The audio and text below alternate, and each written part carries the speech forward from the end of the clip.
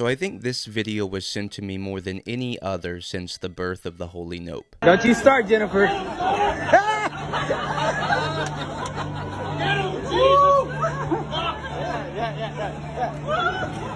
The church or pastor who is posting these clips claims that this is what revival looks like. In fact, on the video that I noped, he commented and said that he posted this to show that God is still moving today as he was in the Bible. Of course, the young people in this video are convulsing on the ground like epileptic worms. So show me one instance where people are having seizures on the floor because of the manifest presence of the Holy Spirit. The only instance that I can think of when someone was convulsing uncontrollably on the floor was when the young man was thrown down by an evil spirit in Luke 9:37 through 42. And you can't just slap the word revival onto these wild spiritual experiences as a way to justify them. What happened in Lakeland was also called a revival. Thinking, God, why is not the power of God moving?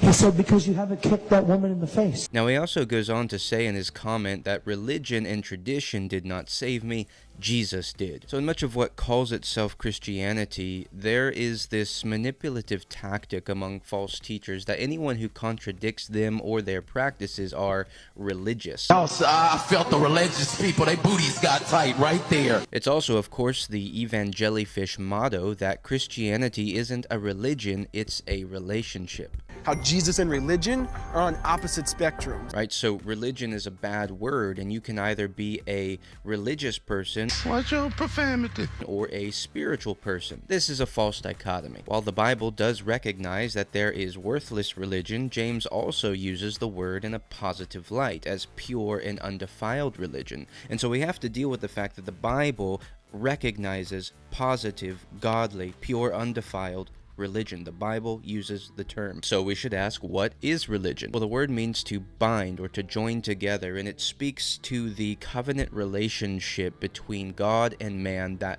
affects and works itself out in every area of life in belief and practice. Religion is not a bad word, and Christianity is a religion because Christians are bound in covenant relationship with their Redeemer. But he also said that tradition didn't save him. A lot of people seem to think that the less traditional you are, the more spiritual you are. But Paul commends the Corinthians for holding firm to the traditions just as he delivered them. And he charges the Thessalonians to stand firm and hold to the traditions you were taught either by word of mouth or by letter from us. So if you try to totally separate Jesus from religion and tradition, you will end up with a different Jesus than that which the apostles proclaimed and taught. And neither Jesus nor his apostles ever proclaimed that revival looks like convulsing on the floor, nor did they practice such things. And again, tell me, where in the scriptures are Holy Spirit zapped?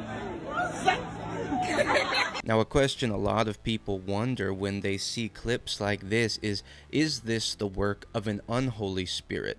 Well, from my observation of this video, it's hard to tell. Other videos on this channel show people that are clearly overtaken by a demonic spirit or kundalini or whatever.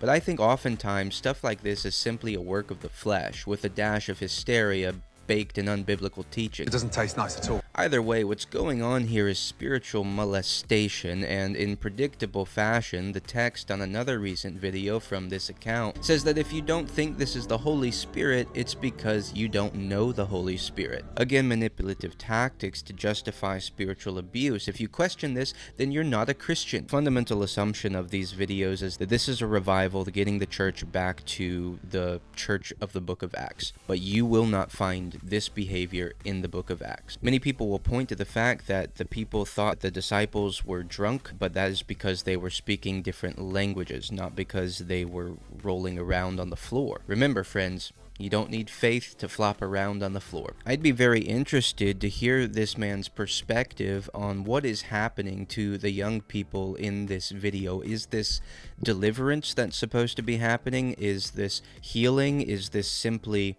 what you believe to be the power of the Holy Spirit intimately encountering these people that are shaking on the floor? Is that the sign of the Spirit's presence? What do you believe is happening to these young people? Because this is a big fat holy no. Nope. I feel like I'm losing my mind. Is everybody in the world blind?